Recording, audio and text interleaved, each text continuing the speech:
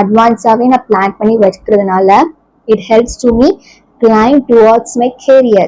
Okay, then pervasive ஒன்றும் இல்லை, it was a spread for top level management, middle and lower. So 3 level of the management இருப்பாங்க. So ஒவ்வொரு மேனேஜ்மெண்ட்டும் will take the role of planning. So top level managementல எந்த மாதிரி plan பண்ணுவாங்கன்னா they will plan for policy formation. எந்த மாதிரியான பாலிசியை form பண்ணணுங்கிறது top level management will decide.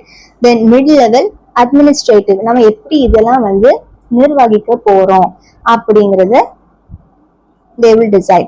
Then lower level எந்த மாதிரியான ப்ரொடக்ஷன், குவாலிட்டி அண்ட் குவான்டிட்டி, எந்த மாதிரியான ப்ரொடக்ஷன் நம்ம கொடுக்க போறோம், எந்த விதத்துல காஸ்ட் நம்ம வச்சு கொடுக்க போறோங்கிறது they will decide it out.